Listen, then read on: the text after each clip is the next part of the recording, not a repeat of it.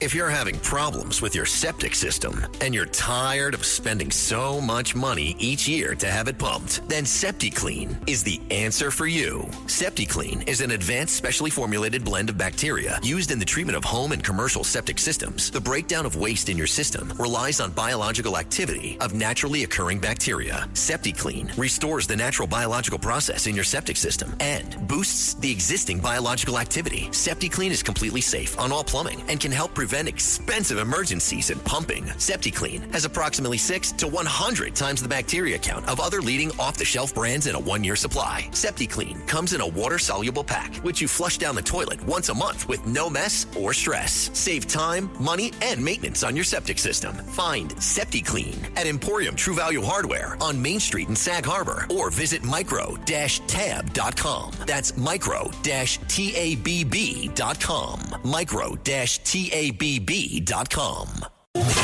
It's The Other Side of Midnight with Frank Morano.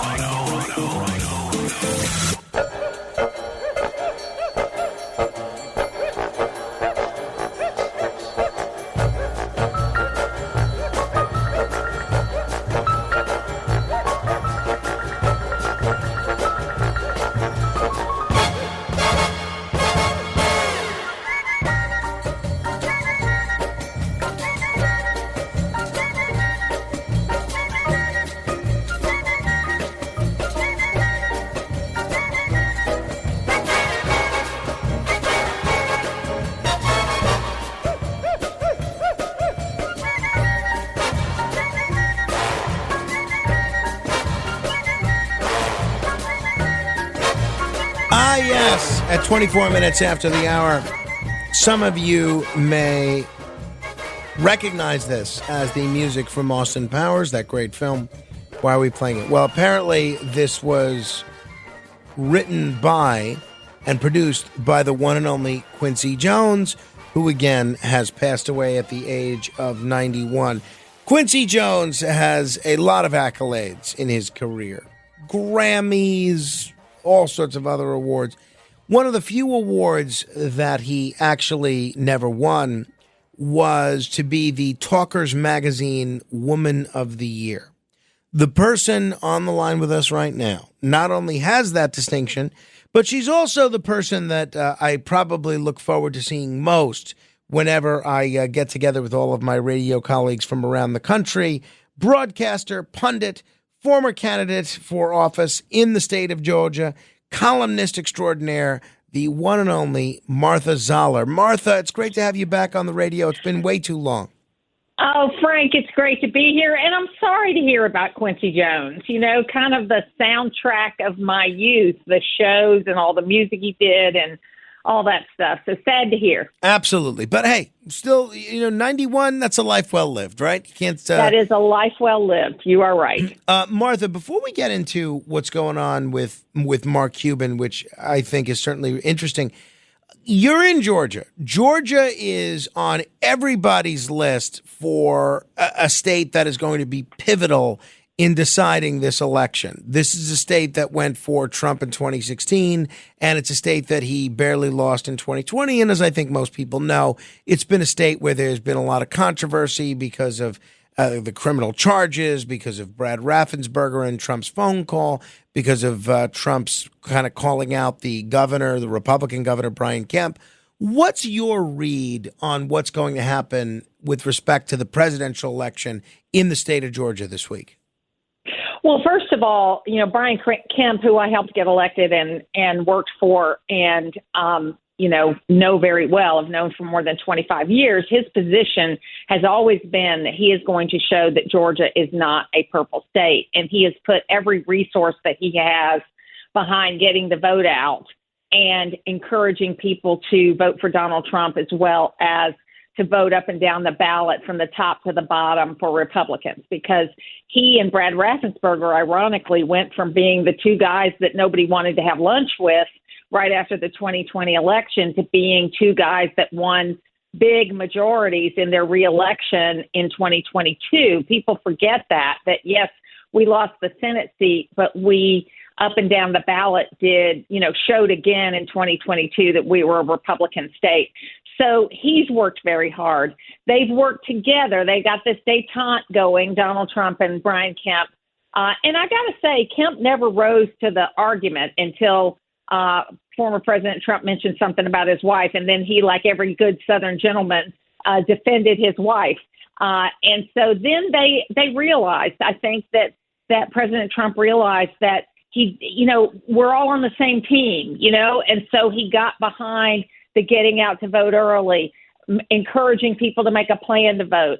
I mean, and so we've had a huge turnout. We had 4 million people turn out in early voting, which is our total number in 2020 was 5.5 million. So we had 4 million people turn out in 2020, and there are 650,000 people that have voted in 2024, were registered in 2020, but didn't vote. So it's a very big number, and I'm really excited about what the potential is. I think we're going to put to bed this idea that we're a swing state tomorrow. So you think Georgia goes for Trump? I think Georgia goes for Trump, yes. All right, so it's going to be very interesting because the scenarios shrink. There's fewer and fewer scenarios for Harris to put together a pathway to victory if those numbers don't include Georgia. So we'll see where things goes. Maybe we'll even bother you. Well, and next door in North Carolina, she has pulled out all her funding. She's not doing any ads, the Harris campaign, and they canceled all their final events yesterday that were in North Carolina. So if Georgia and North Carolina go for Donald Trump, then it's over. If one of the three blue wall states go for Trump, along with Georgia and North Carolina, it's over. But the bottom line is, I feel, cautiously optimistic that we could see a sweep of the swing states for Donald Trump. It certainly would be interesting. Wow. All right. Martha Zoller is my guest. Martha, obviously, I think a lot of folks have heard these Mark Cuban comments. By the way, 30 minutes after the hour, this is The Other Side of Midnight. My guest is Martha Zoller. You could check her out on the YouTube or wherever fine punditry is available. Mark Cuban was on The View, and he basically made some remarks that a lot of Trump supporters and a lot of women have taken issue with. For anybody that hasn't heard it, this is exactly what Mark Cuban said. Yeah, I mean, yes, it'll put her over the edge with Nikki Haley supporters. Donald Trump, you never see him around strong, intelligent women, ever. It's just that simple. They're intimidating to him. He doesn't like to be challenged by them. And, Nikki Haley will call him on his nonsense with reproductive rights and how he sees and treats and talks about women. I mean, he just can't have her around. It wouldn't work. I think Stormy is intelligent. I don't think that's 100%. She's very smart. Yeah, Stormy. He means is like, Yeah. he means on stage. Yeah, power over. Well, So that ignited quite a firestorm. And Martha, for anybody that doesn't know your history, if I'm not mistaken, you were a Nikki Haley supporter, right? I was a Nikki Haley supporter, and you know what? As recently as yesterday, Nikki Haley was making the case for Donald Trump. You don't have to, this idea that he didn't have him around him is just stupid. It's stupid. You got Sarah Huckabee Sanders. I could start Tulsi Gabbard. Nikki Haley has been campaigning for him. Look, it's just a ridiculous statement. And interestingly enough, I had an interview with him set up before he said that. He was coming to Georgia. Anybody who comes to Georgia likes to talk to me. And so we had an interview set up. So I did the interview with him, and I do what I always do when I do contentious interviews is I'll ask them a question or two that they want to answer, that they can make themselves look good. They can feel good about the interview. And then I asked him about this statement. I said, look, I'm a conservative, strong, intelligent woman. So Martha, let me play it for folks so they can hear, firsthand what exactly you told Mark Cuban. Here's Martha Zoller speaking with Mark Cuban. I am a strong, intelligent woman, and I'm also a conservative. You made a little comment a couple days ago related to Donald Trump and strong, intelligent women. Yeah, this morning. Strong, intelligent women. You want to say anything about that? Sure. Let me read you what I said first. I said, Donald Trump, you never see him around strong, intelligent women ever. It's just that simple. They're intimidating to him. He doesn't like to be challenged by them. And Nikki Haley, we were talking about Nikki Haley. will call him out on his nonsense with reproductive rights and how he sees and treats and talks about women. I mean, he just can't have her, meaning Nikki Haley, around. It wouldn't work. So I wasn't saying that, Republican women aren't strong, intelligent women. That's obviously not the case. I probably should have given examples that, he has worked with, Kellyanne Conway, Tulsi Gabbard, Linda McMahon, and that probably would have clarified some of it. But the reality is, I mean, maybe you can correct me, but I haven't seen him side by side with Kellyanne Conway in a while. I haven't seen him side by side. And so I made the point of him talking about him being seen with those women, not him working with them, not him ever having worked with them. So I tried to be very specific. I understand why it was misconstrued. So I'll qualify it and say that, I should have said that I understand he's worked with a lot of really strong, intelligent women. I just have not seen them with him side by side on the campaign trail. Martha, what did you make of Mark's answer to you? Yeah, I thought he was backtracking. I thought he realized he'd made a big mistake. And honestly, I don't think you're going to see him standing side by side with Kamala Harris anytime soon. I think that he made a huge mistake, and he realized it probably as soon as he said it. But unlike politicians, he at least admitted that he probably could have said it better. I don't know. It was worth the conversation, though, because there is this assumption that if you are a conservative woman, you are somehow a traitor to your sex. Okay. And I deal with this in a lot of things that I have to talk about, that liberal women will come up to me and other people will just not, they don't take you seriously many times if you're a conservative woman. And I jokingly say when I make speeches is, why is it white men are the only people that are allowed to have different points of view? All of us have different points of view, and we shouldn't think one way or another because we're a woman or we're a man or whatever. It's the issues that we care about. I'm Cindy Lauper. My psoriasis was all over, even on my scalp, which may mean 4 times the risk for psoriatic arthritis. But Cosentyx works on both. Cosentyx secukinumab is prescribed for adults with moderate to severe plaque psoriasis 300 milligram dose and adults with active psoriatic arthritis 150 milligram dose. Don't use if you're allergic to Cosentyx. Before starting, get checked for tuberculosis. An increased risk of infections and lowered ability to fight them may occur, like tuberculosis or other serious bacterial, fungal, or viral infections. Some are fatal. Tell your doctor if you have an infection or symptoms like fevers, sweats, chills, muscle aches, or cough, had a vaccine or plan to, or if inflammatory bowel disease symptoms develop or worsen. Serious allergic reactions and severe eczema-like skin reactions may occur. Learn more at Cosentyx.com or 1-844-COSENTYX. Ask your doctor about Cosentyx. Choosing a bottled Starbucks Frappuccino drink that's all flavor and just 100 calories? Easy. Choosing between creamy vanilla, double chocolate, and sea salt caramel flavors? A little harder. Try the delicious new Starbucks Frappuccino light drinks. Look for them wherever you buy groceries. Start with Starbucks coffee. This podcast is supported by Progressive, a leader in RV insurance. RVs are for sharing adventures with family, friends, and even your pets. So if you bring your cats and dogs along for the ride, you'll want Progressive RV insurance. They protect your cats and dogs like family by offering up to $1,000 in optional coverage for vet bills in case of an RV accident, making it a great companion for the responsible pet owner who loves to travel. See Progressive's other benefits and more when you quote RV insurance at Progressive.com today. Progressive Casualty Insurance Company and Affiliates. Pet injury is an additional coverage and subject to policy terms. Acura's all-new ADX, a compact SUV that isn't just built for one thing. It's precision-crafted for everything. To escape the grind with available all-wheel drive. To go with your flow with available Google built-in. Hey Google, turn it up. Okay, turning up the volume. And crafted to be heard with an available Bang & Olufsen premium sound system. The all-new Acura ADX, crafted to match your energy. Acura, precision-crafted performance. Take your vibes and go, go, go, go. Google is a trademark of Google LLC. Well said, and I don't think you could put it much better than that.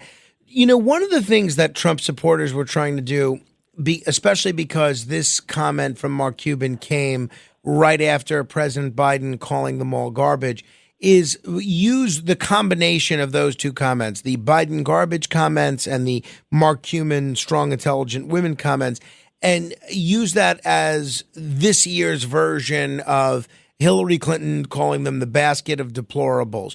Do you think the coupling of those two messages, the Biden comments and the Mark Cuban comments, is in the same sphere as what Hillary Clinton said 8 years ago? And is it going to motivate potentially voters in the same way? Certainly the Joe Biden comment will.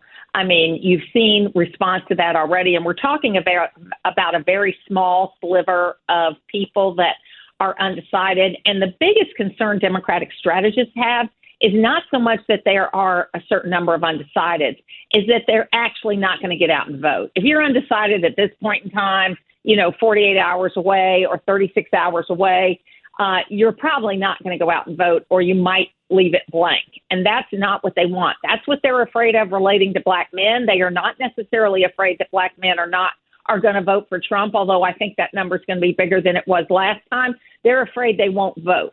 Okay, it's the same thing with Jewish voters. It is the same thing with other groups of people, Hispanics, that they are having a harder time with, meaning Democrats, is that it might not be that this sliver of people goes and votes Republican.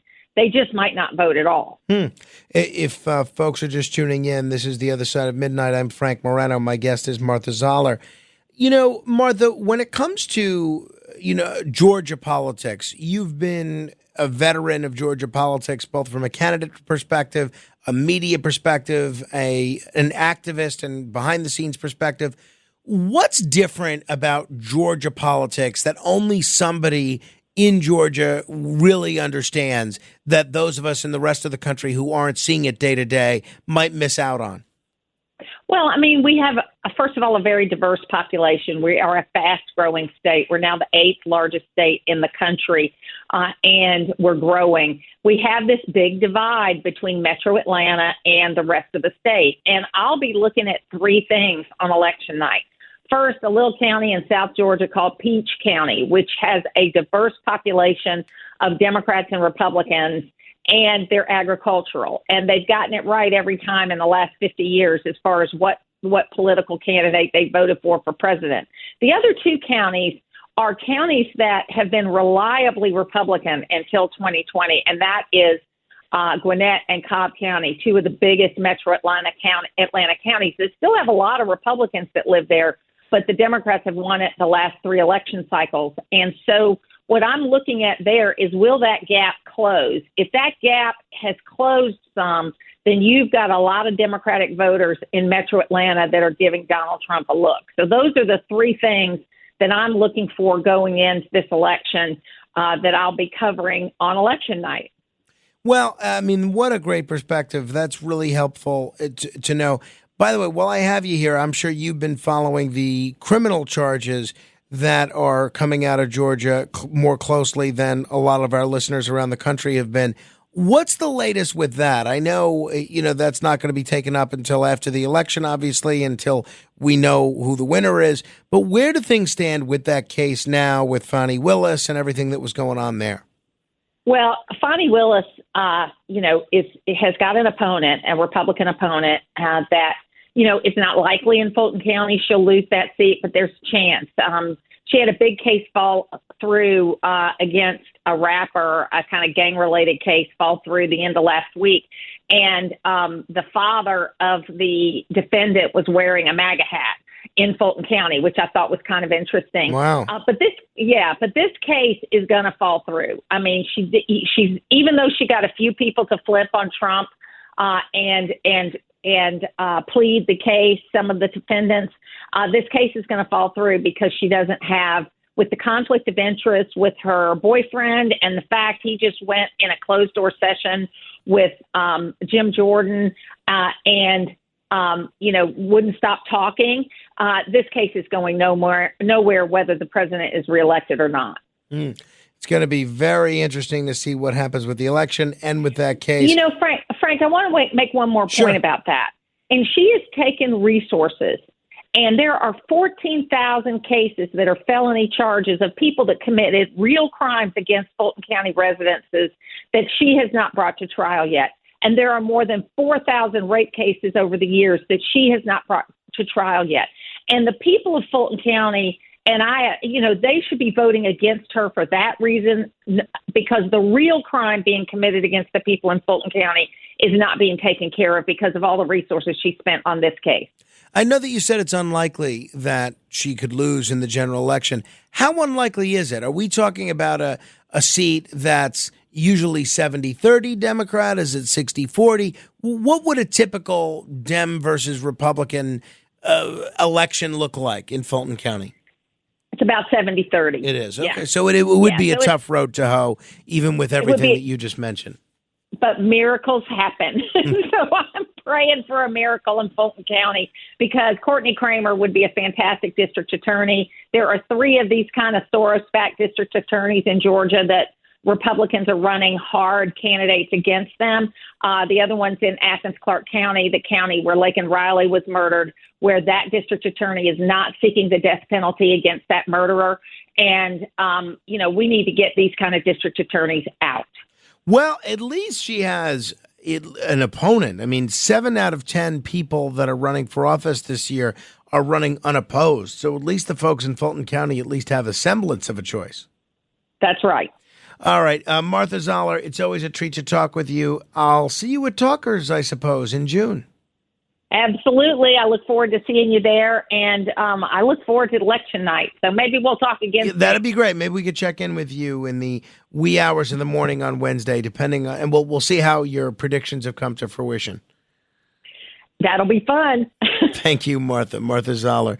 You could check Martha out on YouTube. Just search Martha Zoller, or you can go to Martha Zoller, ZOLLER.com. Whole world opens up there. All right, 646-720-0635. That's 1-646-720-0635. We got your calls and the conspiracy of the day straight ahead.